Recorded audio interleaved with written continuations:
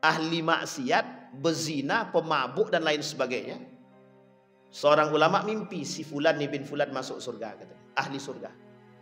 Hanya karena apa? Datang nih Pak ulama Damaskus ke Saudi. Ulama Saudi disambut kedatangannya.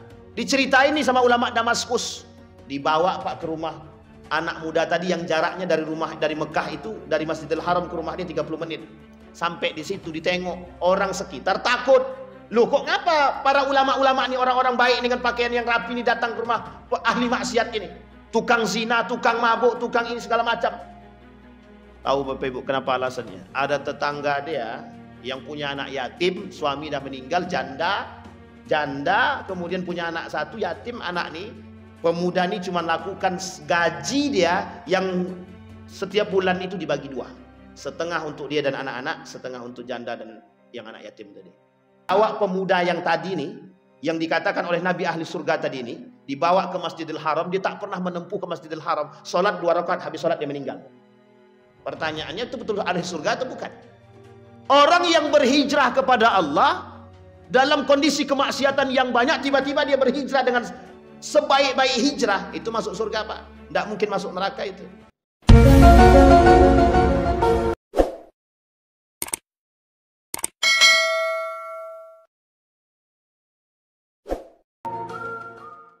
A'udzu billahi minasyaitonir rajim. Bismillahirrahmanirrahim. Assalamualaikum warahmatullahi wabarakatuh. Alhamdulillahi rabbil alamin. Alhamdulillahilladzi arsala rasulahu bil huda wa dinil haq liyudhhirahu 'alad dini kullih wa kafa billahi shahida. Ashhadu an la ilaha illallah wahdahu la syarika lah wa ashhadu anna Muhammadan abduhu wa rasuluh la nabiyya ba'd. Allahumma salli wa sallim wa barik ala hadzal nabiyyil karim. Allahumma salli ala Muhammad wa ala ali Muhammad fil alamin innaka Hamidum Majid. Ya ayyuhalladzina amanu taqullaha wa qulu qawlan sadida yuslih lakum a'malakum wa yaghfir lakum dhunubakum wa may yuti'illaha wa rasulahu faqad faza fawzan 'azimah. Puji syukur kehadirat Allah dengan mengucapkan alhamdulillahirabbil alamin. Berselawat kepada Nabi dengan mengucapkan Allahumma salli ala Muhammad wa ala ali Muhammad fil alamin innaka Hamidum Majid. Bapak Ibu sekalian yang berbahagia, mudah-mudahan di subuh hari ini Allah melimpahkan rahmat dan karunia-Nya kepada kita semua. Allah berkahi hidup kita, Allah sehatkan, Allah kuatkan, Allah jadikan rumah tangga yang sakinah mawaddah warahmah, yang taat kepada Allah, yang takut kepada Allah, dan insyaallah kita semua husnul khatimah. Untuk orang tua kita yang telah mendahului kita, Allah tempatkan di tempat terbaik di sisi-Nya, Allah terima amal ibadahnya. Kemudian Allah kumpulkan bersama orang-orang yang saleh, dan insyaallah untuk orang tua kita yang masih hidup husnul khatimah dan istiqamah dalam kebaikan dan ketaatan. Amin ya rabbal alamin. Baik Bapak Ibu sekalian yang berbahagia, berkata Umar bin Al-Khattab dalam satu hadis, wa an Ziyad bin Hudair radhiyallahu rahimahullah taala qala li Umar bin Al-Khattab, berkata Umar bin Khattab kepada Ziyad bin Hudair. Kata Ziyad bin Hudair menukil dari perkataan Umar bin Al-Khattab tadi, hal ta'rifu man yahdumuddin?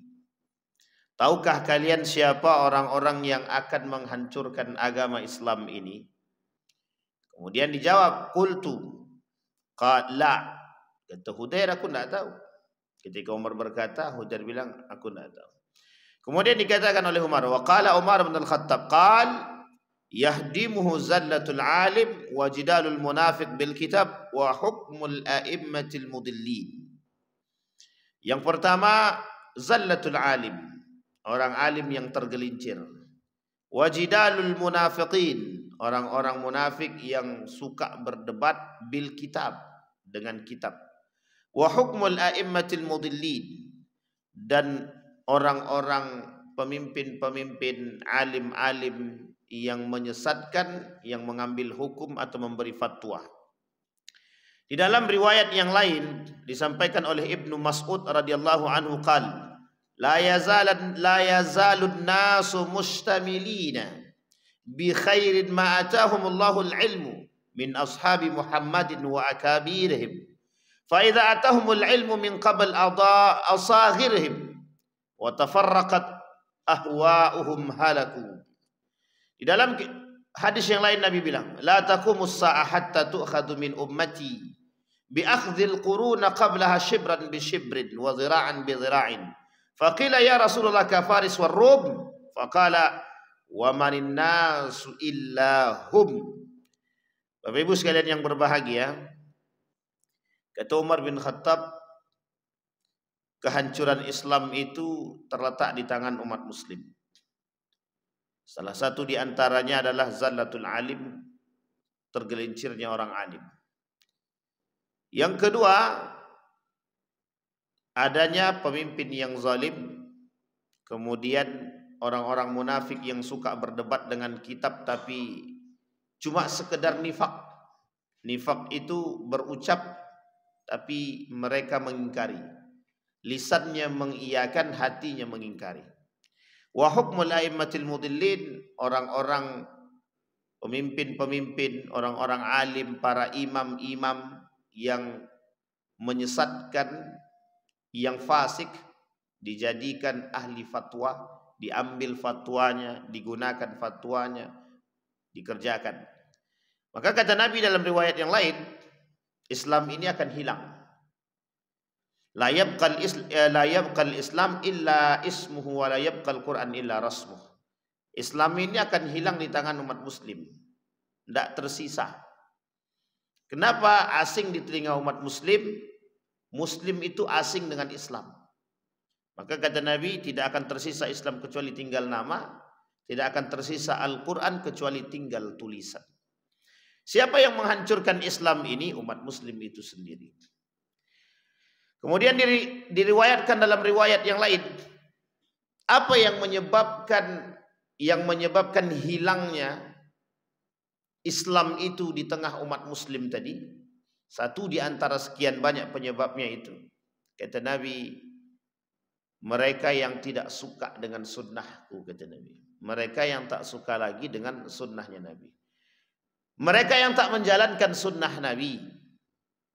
Tetapi dalam riwayat yang lain, Nabi katakan, dinukil dari kitabnya Syekh Hasim Al-Asy'ari ini, dalam kitab Risalah Ahlus Sunnah wal Jamaah, dalam 30 tanda datangnya hari kiamat, tanda-tanda kecil datangnya hari kiamat.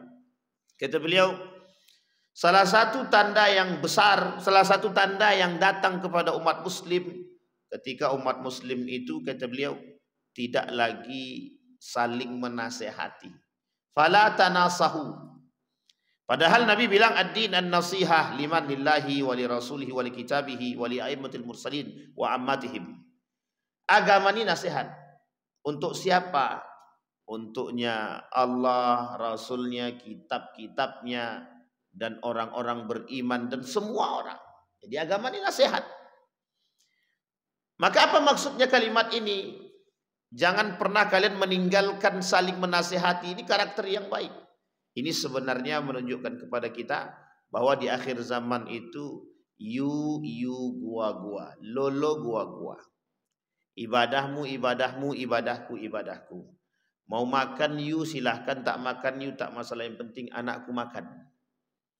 Inilah karakter umat muslim di akhir zaman. Karakter umat muslim di akhir zaman. Maka karakter umat muslim di akhir zaman ini ada penyebabnya lagi.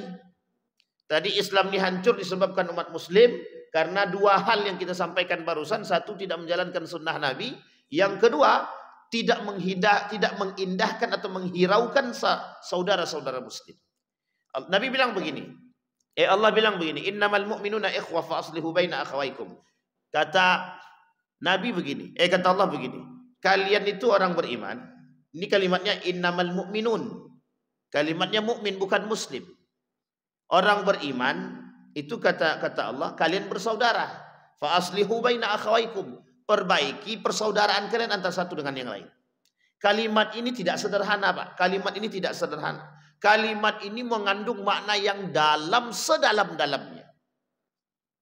Apa kata Nabi dalam hadisnya? La yu'minu ahadukum hatta yuhibba li akhihi ma yuhibbu li nafsihi. Ini saya ambil contoh Bapak Ibu. Kata Nabi, tidak beriman seseorang, jangan ngaku beriman kalau Anda tidak mencintai saudara Anda sama seperti Anda mencintai diri sendiri. Ternyata kalimat ini bukan kalimat sederhana. Inilah yang disebut dengan nasihat. Inilah yang disebut kata orang-orang zaman dulu. Kata orang-orang zaman dulu, orang tetua kita. Wan, tengok tetangga samping tu. Masih ada orang tak? Sehat dia tak? Baik tak dia? Dah makan dia belum? Mati orang tua kita. Mati orang tua kita. Apa perintah agama terhadap anaknya? Sambung silaturahim dengan karib kerabat orang tuamu.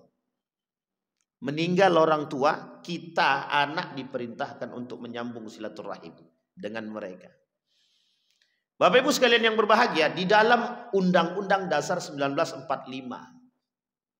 yang disebut dengan keluarga dan lingkungan, itu tetangga itu dalam bahasa tetangga 40 ke depan, 40 ke belakang. 40 ke kanan, 40 ke kiri.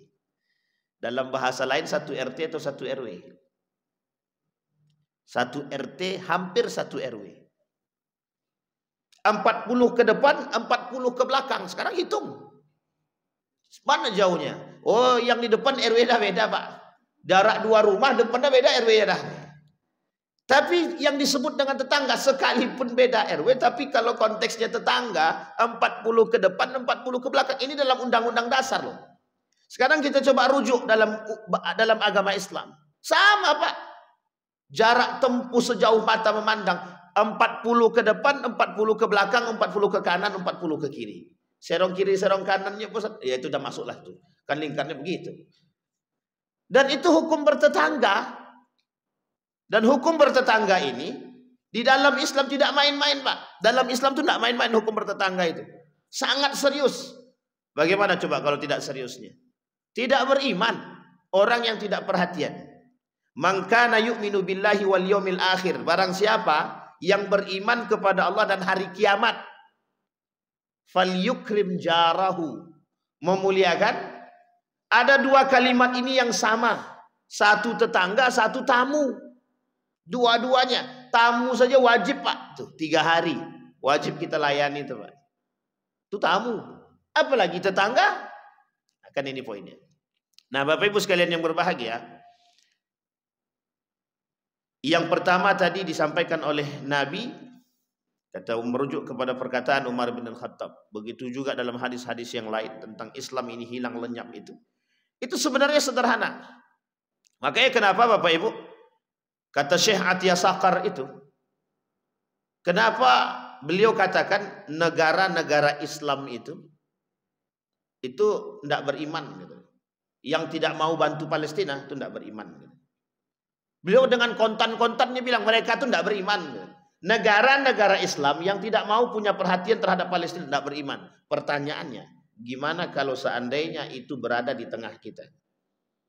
Makanya kalimat itu Allah tekankan, Pak, la yu'minu ahadukum, kata Nabi, la yu'minu ahadukum hatta yuhibba li akhihi ma yuhibbu li nafsihi. Nabi tidak mau mengeluarkan syafaatnya kepada orang yang tak mau punya perhatian kepada saudaranya. Berat, Pak. Hidup bertetangga itu jangan dipandang remeh. Berat. Sangat berat sekali. Saudara Bapak ada di ujung sana. Saudara saya satu lagi Ustaz tinggalnya di Tembilahan. Tapi tetangga saya tinggal di sini. Mana yang lebih penting saya kasih makan? Saudara saya yang di ujung sana apa yang di sini? Mana yang paling wajib? Dua-duanya, Pak. Dua-duanya wajib. Dua-duanya wajib. Tapi yang paling wajib yang mana? Mana yang paling wajib? Yang ini, Pak. Yang di samping rumah. Yang paling wajib. Ini dua-duanya darurat ini. Dua-duanya darurat. Yang di sono darurat, yang di sini darurat. Kedua-duanya darurat. Mana yang paling penting? Sebenarnya Kalau dibilang mana yang paling penting, semua penting Ustaz. Betul memang. Memang penting. Tapi ada yang lebih pentingkah daripada yang terpenting tersebut? Ada. Tetangga kita Pak. Karena bagian daripada keimanan. Kata Yusuf Al-Qardawi itu. Pengentasan kemiskinan itu kata Yusuf Al-Qardawi itu sederhana. Coba bayangkan Yusuf Al-Qardawi bilang begini. Mengentaskan kemiskinan itu sederhana. Nomor satu itu urusan keluarga. Keluarga di sini itu karib kerabat, tetangga. Jadi makanya kalau ada tetangga kita tak makan, itu pertanyaannya besar itu Pak. Orang yang selingkungan tadi ngapain? Apalagi mohon maaf kasus yang terjadi itu. Ada tetangga, ini kasusnya nyata ini. Ada pengurus masjid tapi bukan di sini. Ini saya tak singgung di sini Pak ya. Tapi ini memang nyata nih fakta. Satu ketika kawan saya ini jadi pengurus masjid.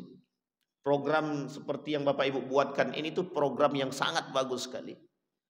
Yang dibuat dan beliau buat itu Pak. Setiap bulannya beliau kasih. Memang tidak banyak tapi hanya 5 orang. 5 orang tak mampu. Di antara 5 orang ini ada satu nenek-nenek punya 7 cucu. 7 cucu. Anaknya ndak ada. Ndak ada anaknya. Tapi coba bayangkan nenek ini satu ketika kawan saya tadi tidak lagi jadi pengurus masjid. Tidak lagi jadi pengurus masjid. Tidak ada lagi yang ngasih makan nenek tadi. Selama ini diambil dari program masjid. Memang itu tujuannya. Musola, masjid tujuannya memang itu. Memang itu. Nabi bangun masjid itu. Tempat semua, kalau bahasa gaul kita begini. Tempat semua konsolidasi urusan di situ. Misal. Ibu-ibu punya masalah apa, bapak-bapak punya masalah, datang ke masjid. Memang konsolidasinya di sini, Pak. Penyelesaian masalahnya itu di sini. Tanya sampaikan ketua masjid. Saya tak punya, saya nak bayar hutang saya banyak, pinjamlah duit dulu masjid. Bagaimana solusinya? Itu yang dilakukan oleh sebagian masjid yang lain itu. Nabi begitu, Pak. Ada masalah apa masyarakat, datang ke masjid. Memang itu alasannya. Makanya masjid itu solusi. Solusi. Kalau ada bilang masjid itu tidak solusi, itu berarti dia salah kaprah itu memahami masjid. Hanya saja cara menyediakan solusi terhadap masjid ini yang sulit. Singkat cerita Bapak Ibu, kawan saya tidak lagi jadi pengurus masjid. Apa kata dia? Datang nenek itu ke rumah, bawa satu gelas agak tinggi segini sedikit. Gelas yang agak tinggi segini. Kemudian dia bilang, ketua, saya minta beras dapat setengah jadilah. Dapat dia makan cucu saya satu suap selesai. Pertanyaan saya Bapak Ibu, kalau dia datang ke rumah Bapak Ibu, nangis enggak gitu tuh? Saya aja terbayang Pak, terbayang sama saya. Bagaimana dulu ibu saya deh, makan enggak tahu apa yang mau dimakan. Diambilnya lah air tuh direbusnya lama kali. Itu kok tak masak-masak saya bilang. Tak masak-masak, rupanya merebus air. Sampai air itu kering. Itulah yang diberi minum. Dan ini Bapak Ibu, mohon maaf ini persoalan begini ini bukan persoalan. Ini kalau kita kaitkan dengan urusan sosial, kita kaitkan dengan urusan sosialisme, dengan kemanusiaan. Secara kemanusiaan ini tidak sampai, apalagi secara keagamaan Pak. Coba bayangkan. Secara kemanusiaan saja kita tidak sampai. Apalagi urusan kemanusiaan. Apalagi urusan agama. Dalam agama ada orang tak makan, jangankan tetangga Pak. Jarak 10 rumah dari rumah kita masih terdengar dan masih kita kenal dia. Dan masih bagian daripada RT atau RW kita. Kita dengar dia tak makan, dia tahu kita. Tak kita kasih, kita tak beriman Pak. Jangan mimpi masuk surga itu. Jangan mimpi. Mimpinya tak boleh apalagi masuk surganya Pak. Kok bisa begitu Ustaz? Ya memang begitu kondisinya. Memang begitu kata Nabi, la yu'min, tak akan beriman. Makanya kasus Palestina itu Pak tidak sederhana Pak. Sampai para ulama mengatakan orang yang tidak membela Palestina munafik. Apa bedanya dengan orang yang tidak membela saudaranya sendiri yang ada di tempat? Nah, ini poin penting untuk kita Pak. Jadi Bapak Ibu sekalian yang berbahagia, program seperti ini sangat meringankan. Sangat Pak, sangat bagus, sangat meringankan. Kapal Munzalan itu karena dia punya media, karena dia punya ini, dan itu jelas programnya Pak. Kenapa orang yakin dan percaya? Karena beras itu sampai. Beras itu sampai. Mereka jemput jamaah yang protes itu dengan mobil Alphard, Pak. Bukan mobil pribadi, mobil dikasih orang. Dipinjamnya mobil tetangga untuk menjemput jamaah ke masjid. Kemudian dengan cara yang lain, cara mengajak jamaah ke masjid, dikasihnya beras ke tetangga tersebut.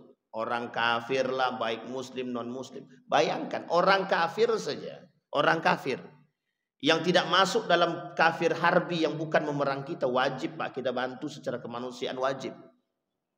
Secara kemanusiaan. Ustaz, kalau saya bantu orang kafir itu tidak makan, tapi saya bantu dia. Saya bantu dia, Pak. Pertanyaannya, saya dengan Tuhannya berpahala enggak? Berpahala, Pak. Sekalipun kafir dia. Masalah dia dengan Tuhan itu tak urusan kita. Masalah dia dapat pahala atau tidak, bukan urusan kita. Tapi kita memberi orang, memberi manusia dengan kebaikan kita, dapat pahala kita, Pak. Tapi kalau Bapak prioritaskan kafir daripada mukmin, itu yang bermasalah, Pak. Iya, kafir diprioritaskan, mukmin tidak. Itu masalah. Sampai di sini bisa dipahami Bapak Ibu ya. Kami Bapak Ibu sama. Setiap bulan kami juga menyediakan beras, minimal beras yang kami sediakan. Kami sering beberapa kali ngambil sama Bang Bembeng juga. Itu beras sampai di pondok itu kami sediakan 60 kilo setiap bulan. Di pesantren. Pesantren ini tak mampu, kita kasih setiap bulan. Ada beberapa kawan-kawan bantu donatur. Dan kita masih sampai hari ini kita masih membantu, bukan membantu bahasanya, bersamalah dengan para mu'allaf setiap bulan. Dan kaum du'afa yang lansia setiap bulan, Pak. Kalau dipikir pakai otak duitnya dari mana, ntar dululah belakangan saya mikir. Tapi Pak, setiap targetnya orang itu, setiap makannya untuk orang ini, berasnya itu sampai dapat terus. Saya bilang, alhamdulillah. Misal ketika saya lagi tidak punya duit nih, bentar lagi nih tanggalnya nih, bentar lagi tanggalnya. Saya perkirakan sekitar tanggal 20 ke atas tuh biasanya saya bagi-bagi, Pak. Duit belum nampak nih, Pak, belum nampak duitnya kemana gitu.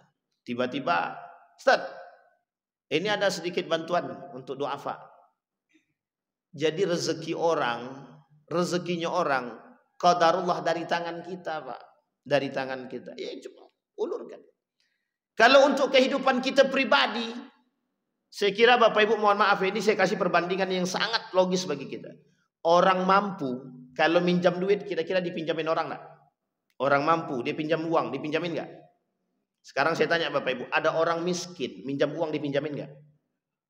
Kenapa tidak? Bagaimana mau mereka membalikan duit itu, Pak Ustaz? Logika manusia begitu kan? Tapi coba bayangkan, kalau kita yang mengulurkan tangan. Makanya saya berpikir begini, kalau orang datang tak makan kepada saya, Pak, saya kasih, saya tak punya duit, saya masih bisa minjam dan orang pasti masih yakin mau minjamkan saya. Minimal 100.000 terpinjamkan. Itu minimal, Pak. Tapi coba orang yang tak mampu ini, mesti banyak orang, Pak, berpikir untuk meminjamkan uang kepada mereka. Coba bayangkan, sudah dijerat dengan kemiskinan, tiba-tiba mau minjam, tidak ada yang mau minjam. Kira-kira berapa banyak tuh penyakit yang dia terima? Sakit enggak tuh, Pak? Coba kalau ketika dia minjam, tidak ada yang mau pinjamkan, dia berdoa kepada Allah, ya Allah, satu kampung itu masyarakatnya tidak punya perhatian sama kami, ya Allah. Kasih azab dan kasih laknat. Kira-kira Allah jawab enggak tuh? Allah jawab. Coba bayangkan tuh. Jadi jangan salah persoalan kemiskinan ini, Pak. Unsur persaudaraan itu muncul di mana? Ini, Pak, saling memberi. Ini unsur persaudaraan. Unsur saling menasehati, mana ini dia, Pak? Ini yang disebut dengan iman dan persaudaraan itu. Makanya bahasanya sederhana. Kata Ali bin Abi Thalib, kalau mau melihat saudara itu bukan ketika kita punya duit, ketika kita tidak punya duit. Itu nampak saudara itu, Pak. Tapi kalau punya duit, kabur, Pak. Abu-abu, mana saudara, mana lawan itu tidak nampak. Semua datang. Tapi coba kalau kita nggak punya duit. Coba nggak punya duit sesekali gitu kan. Nggak punya duit kita memang jangan sesekali. Memang nggak punya duit. Betapa sulitnya untuk meminjam uang 100.000 saja. Orang nggak percaya sama kita. Makanya bahasanya, Pak, orang miskin itu dan anak yatim sama Nabi dijaga, Pak. Dijaga. Berdoa dia kepada Allah tanpa hijab tuh, Pak. Tak ada pembatas di antara diri dia dengan Allah. Kata para ulama disebabkan karena kemiskinannya dan kesabarannya atas kemiskinannya membuat doa dia ketika dia berdoa kepada Allah tidak ada batasan, Pak. Tapi ingat, kata Nabi, kata Allah dalam hadis qudsinya, kata Nabi dalam hadis qudsinya menukil daripada perkataan Allah, orang miskin yang seperti apa? Dia ada karakter kemiskinan, Pak. Ada orang miskin yang baik, ada orang miskin yang songong. Ini orang miskin yang songong ini perlu disingkirkan memang. Atau diajak dia, didekati dia. Dia kadang ada Pak orang miskin. Ndaklah, ndak mau aku terima. Ndak. Sudah tak mau terima, ke masjid pun tidak. Akhlak tak ada, yang kayak gini ini yang menjadi masalah. Sudah tahu miskin tapi sombong. Kata Nabi dalam hadis qudsinya, Allah membenci. Akrahu salasan wa kurhili salasin asyad. Aku membenci 3 perkara, tapi ada 3 perkara yang lain yang lebih aku benci, kata Allah. Apa 3 perkara yang lain yang lebih aku benci? Orang miskin yang songong, kata Allah. Dan itu ada Pak, banyak. Udah tahu miskin, kerjaannya cuma pinjam duit rupanya untuk pamer. Nah, itu ada, Pak. Bahkan kategori kemiskinan ini dalam Islam itu banyak. Salah satu diantaranya orang kaya tapi banyak hutang. Orang kaya banyak hutang. Itu orang miskin namanya ternyata. Orang kaya banyak hutang itu juga miskin. Ustaz, bagaimana ane mau bayar zakat? Pendapatan ana memang 20 juta per bulan, Pak Ustaz. Tapi bayar hutang tinggal minus, Ustaz, 21 juta. Itu kira-kira miskin atau kaya begitu tuh? Nah, itu pandai-pandai Bapak Ibu lah mencoba menjelaskannya begitu, melihat itu karakternya begitu. Nah, Bapak Ibu sekalian yang berbahagia, saya ingin sampaikan kepada Bapak Ibu semua, kata Syekh Hasim Al-Asy'ari, di akhir zaman setiap orang akan berpikir tentang diri dia pribadi. Tentang diri dia. Karena dia tak akan pikirkan orang lain. Siapa yang mau memikirkan urusan orang lain? Sampai mereka akan berpikir begini, urusan kami aja Pak Ustadz belum selesai, tambah pula kami harus mikirkan orang lain. Sekarang saya tanya Bapak Ibu, betul lah begitu? Begitu enggak manusia sekarang? Urusan kami aja Ustaz tidak selesai, apalagi kami harus mengurus orang lain. Coba bayangkan, kalau kita mau membuka diri, membantu urusan orang lain, kira-kira ada enggak orang yang akan datang membantu urusan kita? Disitulah satu keyakinan yang tidak ada dalam diri umat muslim hari ini. Kenapa? Dia tak yakin kalau dia bantu orang akan datang bantu dia. Dia tak yakin, Pak. Disitulah kenapa umat muslim hari ini imannya itu, kata Nabi dalam hadisnya, yabqal husalah fayadhabul khair awal, kata Nabi. Orang-orang baik, orang-orang mukmin itu sedikit demi sedikit keimanan mereka itu akan diangkat oleh Allah, sedikit demi sedikit. Tersisa di muka bumi ini yabqal husalah, manusia yang angku, yang suka berpikir diri sendiri, yang tak memperhatikan orang lain dan lain sebagainya. Pertanyaannya, bagaimana Allah mau turunkan rahmat? Bagaimana Allah mau turunkan yang lain? Itu yang pertama. Yang kedua, terus pembahasan kita yang kedua. Jadi Bapak Ibu, pada pembahasan yang pertama, saya mengajak kepada Bapak Ibu semua, persoalan program ini Bapak Ibu, ini unik nih Bapak Ibu. Dikerjakan bersama, dilakukan bersama, itu nampak ringannya. Misal, anggaplah satu orang itu 100.000. Kalau 18 saja 7.800.000. Kalau sendiri berat apa tidak? Tapi coba beramai-ramai Pak. 18 bagi berapa? Bagi 36 orang. 50.000 Pak cuman. 50.000 per orang. Itu kalau 100.000. Dan kita ambil misalkan 5 kilo atau 10 kilo dan lain sebagainya. Coba bayangkan Pak. Setiap bulan Bapak Ibu seperti ini. Kira-kira ini bayangkan saja Pak. Bayangin tuh Pak. Satu ketika Bapak Ibu yang tak mampu, ada enggak orang yang akan bantu? Yakin Pak, pasti banyak yang akan bantu. Yakin saya. Kenapa kok bisa sebegitu yakin? Kami merasakan Bapak Ibu. Kami merasakan. Datang orang ke rumah Ustaz, ini ada sedikit untuk Ustaz dan keluarga. Kita enggak butuh Pak. Tapi orang datang kita hargai dan kita hormati Pak. Kita datang. Persoalan ingat Bapak Ibu ya. Ketika kita punya masalah, misal kita sering bantu orang dengan beras, jangan berharap orang datang kepada kita membantu dengan beras juga. Mesti banyak hal yang lain yang Allah bantu dengan cara yang lain. Bapak Ibu, solusi ketika Bapak Ibu memberikan sedekah kepada orang lain, ini banyak yang Allah selesaikan. Satu, orang yang punya penyakit, ini saya kasih tahu, ini cerita nyata Bapak Ibu. Orang yang punya sakit, punya penyakit apapun dia, niatkan untuk kesembuhan dia dengan bersedekah. Allah sembuhkan. Kawan saya bersedekah dengan hafalan Quran dan doa. Kawan saya, dia tak punya materi, tak terlalu mampu. Tapi dia bersedekah dengan doa dan baca Quran dan hafalan Qurannya. Penyakit stroke dalam jangka 1 bulan, dokter bilang ntar lagi mau diamputasi nih kaki. Ada penyakit yang harus diamputasi, apa kata dokter? Tidak terdeteksi sedikit pun. Tadi malam seorang pemuda nelpon saya tadi malam. Ada ibu-ibu berangkat umroh. Di dalam umroh itu Pak Ketua, kaki dia sakit, dia pengen cari kursi roda.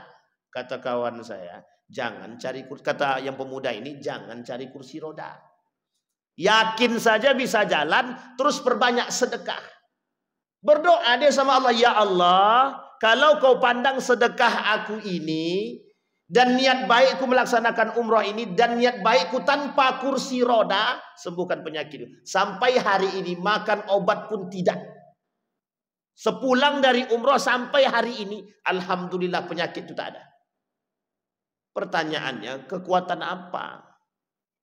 Sedekah, doa, kebaikan. Orang punya sakit, tapi kalau tak yakin sudah sedekah dia, ya Allah sembuh tak ya penyakitku. Ini masalah, tidak akan Allah sembuhkan itu Pak. Karena kita tak yakin. Kok begitu? Yakin Bapak Ibu. Ada seorang ibu-ibu divonis oleh dokter, pokoknya tak lama 1 bulan lagi meninggal nih. Meninggal karena dia, kalau bahasa ke dokter itu kanker stadium 4. Itu dah mesti akhir hayat tuh Pak. Tapi dia punya satu keyakinan yang tertanam yang kuat dalam diri dia Pak. Sedekah. Ternyata ada satu dia punya yang suka membantu dia di rumah bersih-bersih. Satu ketika ditengoklah sama dia nih, pembantu dia nih suka mengeluarkan ASI di kamar mandi. Dia baru saja melahirkan, anak masih kecil, sementara harus kerja Pak. Sementara harus kerja. Apa jawaban daripada majikan yang sakit tadi, yang stadium 4 tadi? Baliklah kau ke rumah, susukan anakmu, setelah 1 tahun dan selesai kesinilah. Ini gaji engkau selama 1 tahun saya bayar. Dia baru kerja 1 bulan Pak, baru kerja 1 bulan. Tapi dilihat punya kebiasaan seperti itu, dia mengeluarkan ASI setiap hari.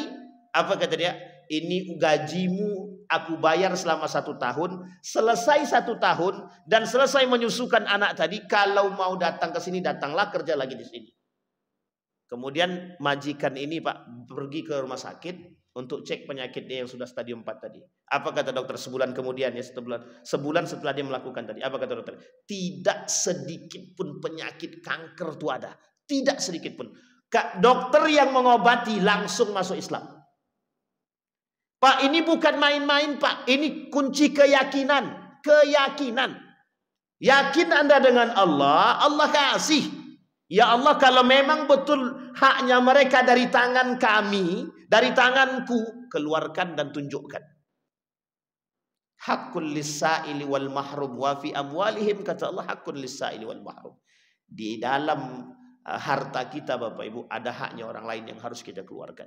Baik itu berupa zakat maupun itu berupa sedekah. Jangan ragu membantu orang. Kami sanggupnya cuma 50.000 per bulan Pak Ustaz. Jangankan 50.000 per bulan, 10.000 per bulan kalau Bapak sanggup keluarkan.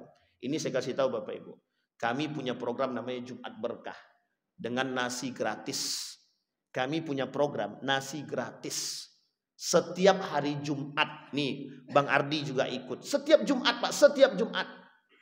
Itu kami terus Pak. Uniknya yang datang itu teman-teman Gojek datang.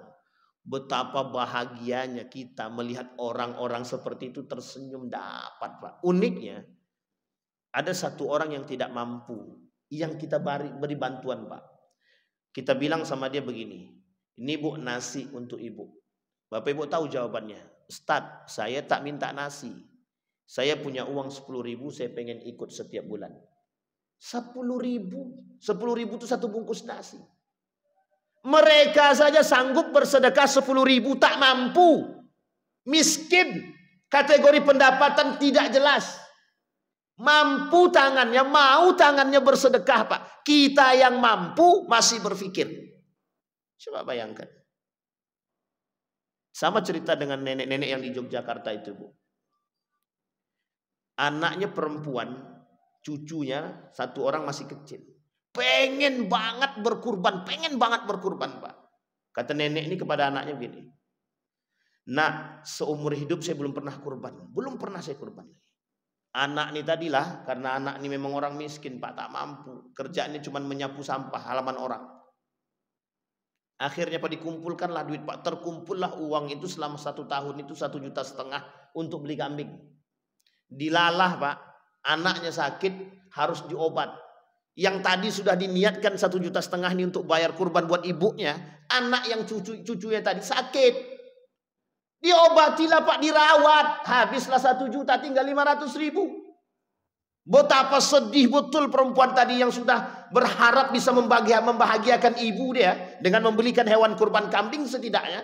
Udah niat betul nih. Apa kata dia? Ya Allah, jika kau izinkan aku hari ini berkurban, tahun ini berkurban, aku yakin engkau pasti berikan itu. Tapi kalau memang bukan dengan izinmu, apapun masih tak akan jadi. 2 hari kemudian, ibu itu bawa sepeda, bawa anaknya yang sudah keluar dari rumah sakit itu, Pak, disenggol orang. Sepedanya disenggol. Enggak, bos, tidak kuat senggol, Pak, sedikit. Dikasih oleh orang yang nyenggol pakai mobil tadi 2 juta, Pak. 2 juta. 500.000 bisa untuk memperbaiki sepeda. 1,5 juta kontan Allah kasih, Pak. Langsung dia pergi beli kambing. Dibawanya kambing, dikasihnya sama ibu. Bu, ini kambing, Pak. Tak lama kemudian setelah hari raya kurban, nenek yang tadi sudah berkurban meninggal. Coba bayangkan. Bukan berarti setelah ini Bapak Ibu kurban kemudian tunggu meninggal. Bukan ya. Ini bukan jangan meninggalnya dicari tahu, jangan yang dilihat gitu. Tapi poin pentingnya, Pak, yang ingin saya maksud, manusia yang berpikir untuk manusia yang lain bukan diri dia. Allah yang memikirkan diri dia. Allah, Pak. Saya yakinnya itu. Tak mampu kita dengan tingkat yang besar, sedikit. Tapi ingat, ketika Allah tanya, Ridwan, kau pernah bantu saudaramu? Meskipun cuma 10.000 yang kita bantu, kita bisa mempertanggungjawabkan ke hadapan Allah. Dan Allah tahu itu, Pak. Allah tahu. Yang masalahnya, hei Ardi, ada kau bantu tetanggamu? Nggak, kata dia kan, itu apa tadi? Jangankan 10.000, 5.000 aja tak terkeluarkan. Pertanyaannya bagaimana mempertanggungjawabkannya, Pak? Harta yang dikasih habis, baju yang dipakai lenyap, yang makanan yang kita makan habis. Kan itu kata Nabi dalam hadisnya. Apa yang kalian pakai habis, lusuh kata Nabi. Apa yang kalian makan habis. Semuanya tak ada tersisa. Yang tersisa satu. Apa yang tersisa? Ketakwaanmu, hasil sedekahmu. Maka Bapak Ibu, barang yang kita miliki bukan yang kita pakai, bukan yang kita tabung. Barang kita yang asli, yang hakiki, yang kita sedekahkan. Makanya Bapak Ibu dalam Al-Quran, ini poin penting dalam Al-Quran itu kata Nabi, kata Allah dalam Al-Quran, ada mayat yang meminta kepada Allah, hidupkan aku kembali, aku akan bersedekah. Itu satu saja, Pak. Satu ketika seorang pemuda jalan di padang pasir, tiba-tiba bertemu dengan orang yang belum makan. Dan dia bawa itu, Pak, makanan roti panjang. Roti panjang. Roti itu dibagi 2 sama dia. Meninggal dia, sebelum meninggal ditampakkan oleh Allah ibadah sedekah, Pak. Jadi ibadah yang ditunjukkan oleh Allah sebelum orang itu meninggal, ketika ruh itu sampai di gargara, itu ibadah yang ditampakkan, itu ibadah sedekah. Apa kata pemuda tadi? Hidupkan aku kembali, akan aku bersedekah. Kalau tahu aku sedekahnya seperti ini, pahalanya aku kasih semuanya, tidak akan aku kasih setengah. Masalahnya la yastakhiru sa'atan wa la yastaqdimun, tidak mungkin Allah kembalikan dia hidup kembali. Dan itu ada 2 di dalam Al-Quran. Satu persoalan sedekah, satu persoalan amal soleh. Apa kata orang yang sudah meninggal ini? Hidupkan kami kembali, kami akan melakukan perbuatan baik.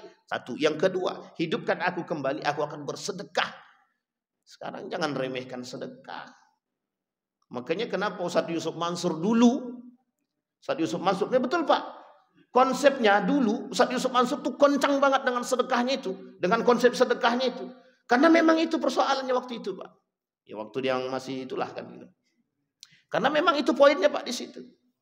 Dan sedekah tidak bisa ditebak Pak, persoalan sedekah ini Pak. Jadi kalau mau melapang, maka bahasanya para ulama, kalau mau dilapangkan oleh Allah rezekimu, maka lapangkan rezeki orang lain. Kalau mau urusanmu dilapangkan oleh Allah, lapangkan urusan orang lain. Ini masalah melapangkan urusan orang lain, pertanyaannya itu urusan manusia dengan manusia atau urusan manusia dengan Allah? Manusia dengan manusia dan manusia dengan Allah. Ketika kita meluaskan urusan orang lain secara tidak langsung kita sudah berhubungan dengan manusia dan Allah. Ini persoalan yang harus kita selesaikan. Jadi Bapak Ibu, persoalan kemiskinan tanggung jawab bersama, bukan sendiri. Tapi kami tidak mungkin mengkayakan orang. Bukan, kita tidak mengkayakan orang. Kita hanya perhatian kepada sesama muslim sebagai saudara. Maka kata Nabi dalam hadisnya, idza ishtaka minhu udwun tada'a lahu sa'irul jasad bil humma was sahar. Kalau satu sakit, yang lain sakit. Ini yang satu sakit, yang satu menikmati. Yang tetangga belum makan, yang satu ini makannya di restoran mahal. Itu pun mubazir, tabzir. Itu kira-kira masuk neraka atau surga itu? Kok cepat langsung begitu Pak Ustaz? Memang begitu Pak. Makanan yang dia tabzirkan dari apa yang dia lakukan sementara tetangga dia belum makan, dan dia tahu tetangga dia tak makan, dan dia pergi ke restoran makan dan tabzir dengan makanan dia, makanan-makanan yang tadi dia makan menjadi saksi kelak di hari kiamat. Jangan salah, tapi kan itu pribadi orang masing-masing. Betul pribadi orang, tapi urusan dia dengan manusia itu bukan urusan pribadi. Urusan dia dengan manusia, urusan dia dengan Tuhan juga.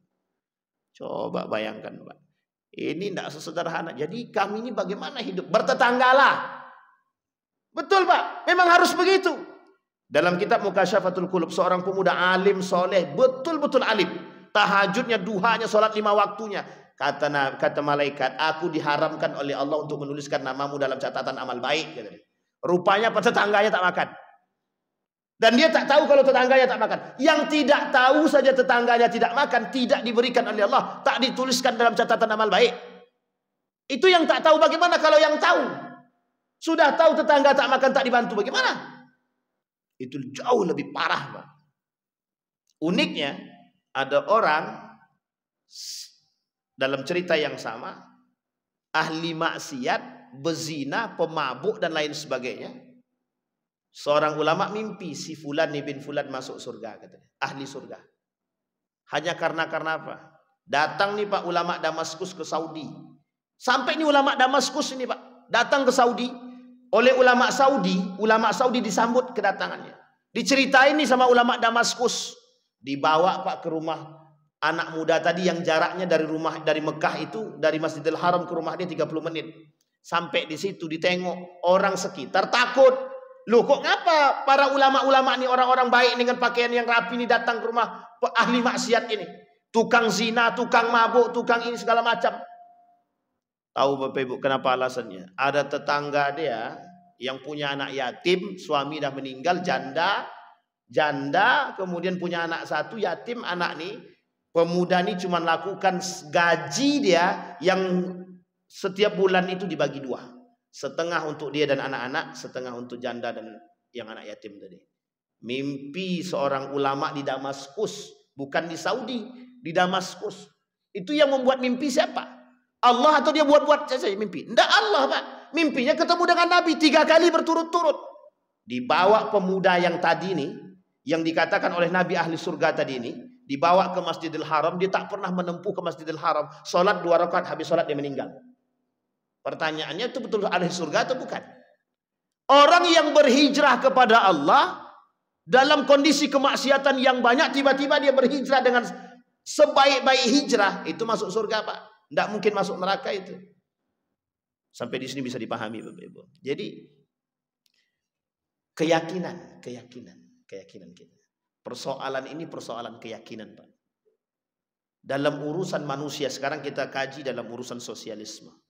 Dalam urusan sosial manusia. Kata Umar bin Khattab, manusia yang paling kuat di muka bumi ini, orang yang suka bersedekah dan memberi. Itu kata Umar bin Khattab. Sekarang kita lihat. Bapak Ibu sering bantu orang. Kemungkinannya besar atau kecil orang yang kita beri tadi menyakiti kita.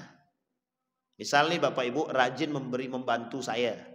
Kira-kira saya sampai hati tidak nak menyakiti Ibu. Bapak Ibu buat dosa saja mungkin lisan ini tak sanggup untuk mengatakan itu dosa. Bayangkan kalau kita rajin membantu orang, siapapun mereka dan mereka kenal kita, maka ada sedikit kemungkinan mereka akan menyakiti kita. Tapi banyak kemungkinan mereka tidak akan mungkin menyakiti kita. Tidak akan mungkin menyakiti kita, bayangkan. Dan ini kita terima, kami alami Pak. Meninggal bapak saya nih Pak. Meninggal bapak saya nih. Itu hampir banyak yang ingin mengangkatkan jenazahnya untuk masuk ke liang lahat. Saya bilang kami anaknya. Saya pun tak bertemu dengan bapak. Waktu itu saya tak di sini Pak. Meninggal beliau ini banyak orang yang ingin mengangkatkan jenazahnya doang. Untuk masuk ke liang lahat itu. Dan ini bukan cerita Pak. Karena orang yang suka melepaskan urusan orang lain, membantu orang lain, yakinlah seyakin-yakinnya. Ini urusan Allah Pak yang membalas, bukan kita. Kita manusia ini berikhtiar, Allah yang kasih kelebihan itu. Hanya saja kuncinya satu, yakin. Kalau tak yakin Bapak Ibu semua, nah ini persoalannya Pak. Kalau kita tidak yakin itu persoalannya. Maka dalam urusan memberi dan bersedekah itu kata para sahabat itu ada 3 tingkatan. Satu, memberi yang tahu kita dengan Allah saja. Yang kedua, kita dengan Allah dengan orang yang diberi. Yang ketiga, kita yang diberi, Allah dan semua orang. Dalam 3 tahapan ini ketiga-tiganya dibenarkan. Tapi kami takut nanti riak segala macam, urusan belakangan. Paksakan dulu Pak. Nanti kalau sudah terbiasa hilang riaknya insyaAllah. Na'udzubillahi tsumma na'udzubillah. Apa kata Nabi kepada para sahabat? Dipertontonkan Pak persoalan sedekah. Siapa yang membantu si Fulan ibn Fulan?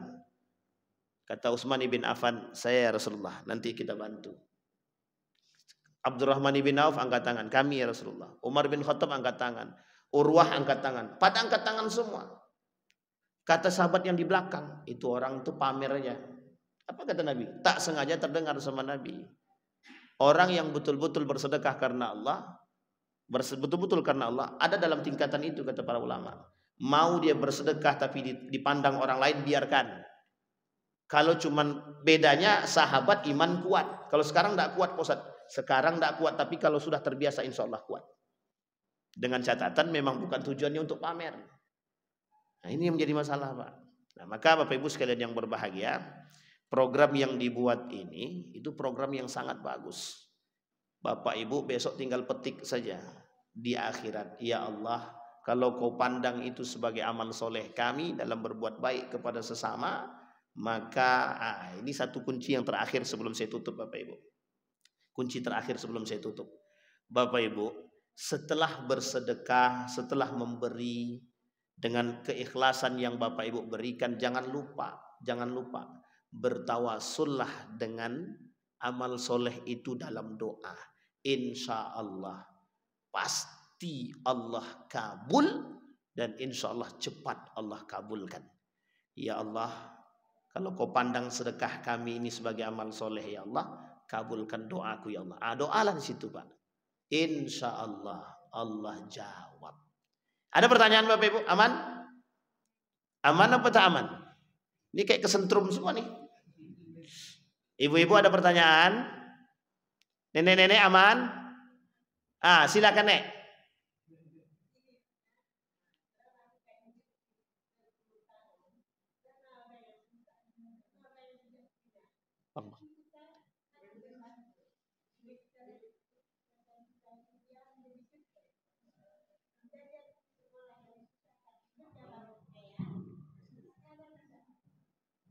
Bentar Nek, bentar izin nih. Tak kedengaran. Tak apa.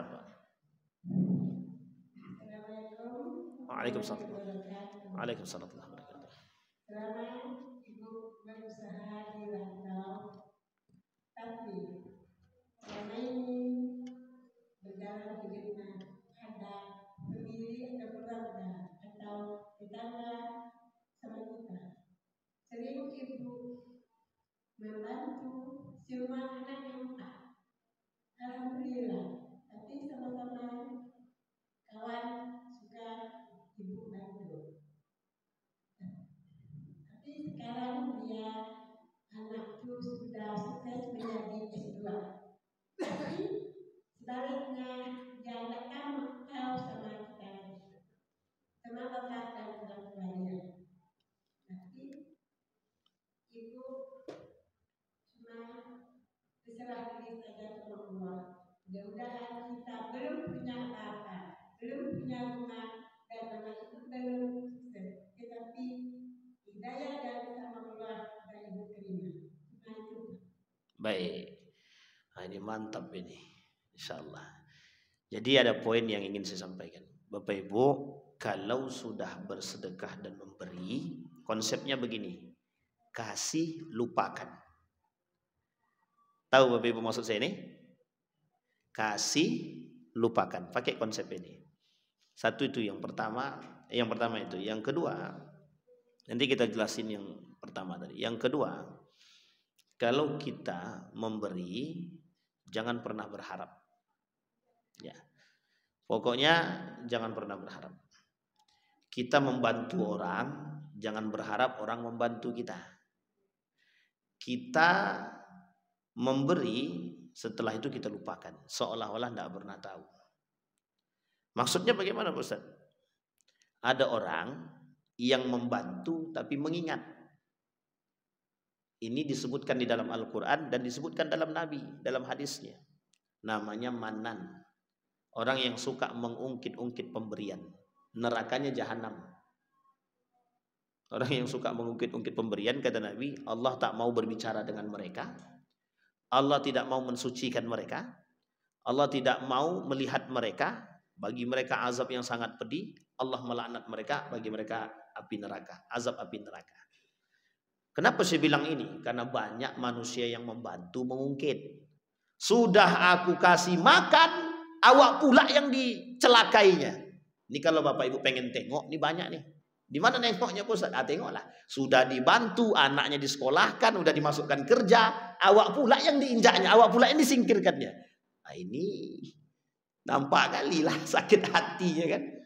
Jadi ini poin pertama ya Bu ya. Poin keduanya, Ibu kan sudah pasrahkan kepada Allah. Serahkan kepada Allah. Ibu, yakinlah. Ibu yang sudah membantu orang, Allah akan kasih bantuan itu tidak hanya dari tangan orang yang kita bantu. Jadi kita bantu orang, kita berharap orang itu bantu salah. Salah betul, salah kaprah itu. Tapi kita berharap Allah akan bantu kita, itu baru betul. Masalah Allah membantu kita melalui tangan siapa, itu tergantungnya Allah. Hari ini ibu bisa makan? Ibu masih bisa makan hari ini? Masih bisa. Ibu tahu dari tangan siapa?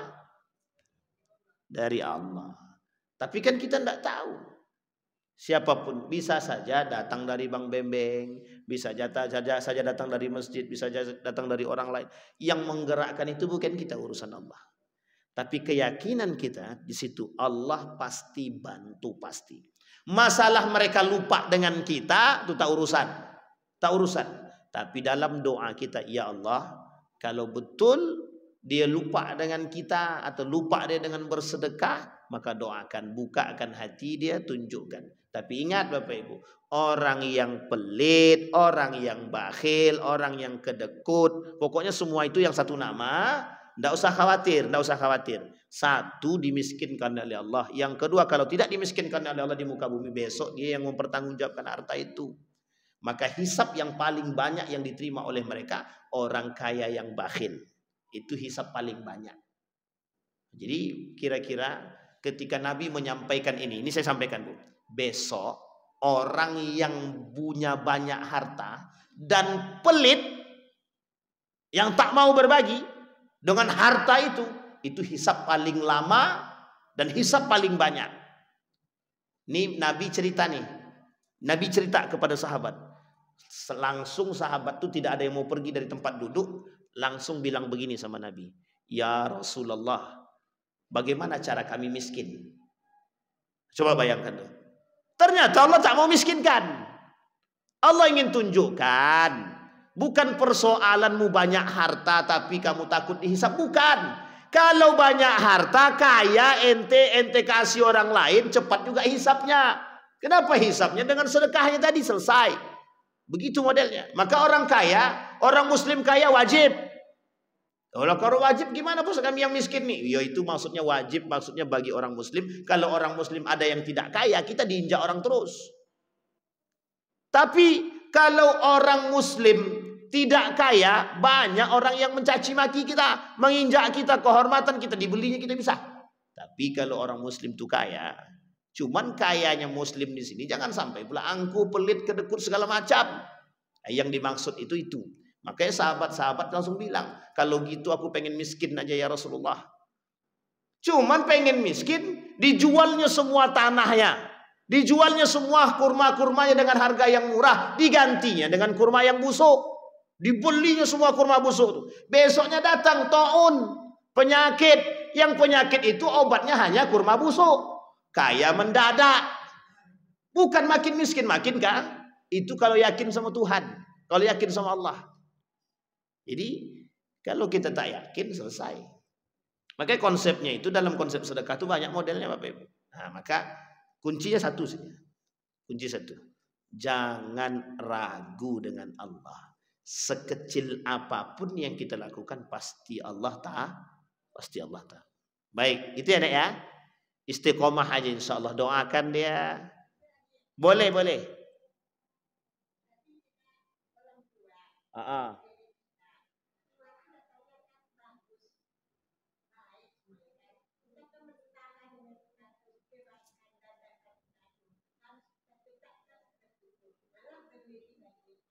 Ya betul. Mantap ya, insyaallah. Mudah-mudahan istiqomah dalam kebaikan. Dan standar kebaikan itu bukan di mata manusia tapi di mata Allah. Ya, tolak ukurnya satu saja. Hati yang bersih dan ikhlas tadi. La yaqbalullahu du'a min qalbin ghafil, kata Allah, Allah tak mau terima, kata Nabi, dari hati orang-orang yang tak ikhlas. Bayangkan orang yang bersedekah dengan tidak ikhlas saja Allah ganti, apalagi yang ikhlas. Ada pertanyaan Bapak-bapak? Selesai? Nah, jadi tugasnya kita sama-sama Bapak Ibu saling melihat mana tetangga kita yang tak mampu tengok, yang tetangga-tetangga kita yang sakit kita jenguk. Makanya hakul muslim alal muslim itu situn, wajib tuh Pak. Haknya muslim terhadap muslim yang lain itu hukumnya wajib. Sakit dijenguk, mati diantar, kemudian dan lain sebagainya. Dan itu kewajiban kita, kewajiban, bukan sunnah, bukan pilihan, tapi kewajiban, bukan kebaikan saja tapi kewajiban. Kita berdoa kepada Allah, mudah-mudahan apa yang kita sampaikan di subuh hari ini semakin menambah semangat kita untuk bersedekah, semakin menambah semangat kita untuk tetap memperhatikan saudara-saudara kita. Mudah-mudahan saudara-saudara kita yang kita kasihani, bukan kita kasihani, yang dikasihi oleh Allah Subhanahu wa taala, insyaallah menjadi orang yang baik, istiqamah, tekun ibadah, dan akidahnya kuat dan bertahan. Dan mudah-mudahan kita semua mendapatkan pahala yang setimpal dari Allah apa yang kita telah perbuat. A'udzubillahi minasyaitonirrajim. Bismillahirrahmanirrahim. Alhamdulillahirabbil alamin. Hamdan syakirin, hamdan naimin, hamdan yuwafi ni'amahu wa yukafi mazidah. Ya Rabbana lakal hamdu kama yanbaghi li jalali wajhikal karim wa azim sultanik. Allahumma faqihna fid din wa 'allimna ta'wil. Allahumma shalli ala Muhammad wa ala ali Muhammad. Allahumma rzuqna rizqan halalan tayyiban mubarak wa anta khairur raziqin. Allahumma inna nas'aluka khaira hadzal makan wa khaira ma fihi wa khaira ahli wa na'udzubika min syarri hadzal makan wa syarri ma fihi wa syarri ahli. Allahumma arinal haqqa haqqa warzuqna ittiba'ahu wa arinal batila batila warzuqna ijtinabah. Allahumma ansur man nasara ad-din wa akhdhul man khadhala al-muslimin. Allahumma ansur ikhwanana al-mujahidin fi Palestin wa fi Gaza wa fi kulli makan. Allahumma dammir al-yahud. Allahumma ahlikil kafarata wal mubtadi'ata wal musyrikin a'da'aka a'da'ad-din. Allahumma ighfir lahum warhamhum wa'afihim wa'fu anhum wa akrim nuzulahum wa wasi' madkhalahum waj'al al-jannata mathwahum. Rabbana atina fid dunya hasanah wa fil akhirati hasanah wa qina azabannar. Walhamdulillahirabbil alamin. Assalamualaikum warahmatullahi wabarakatuh.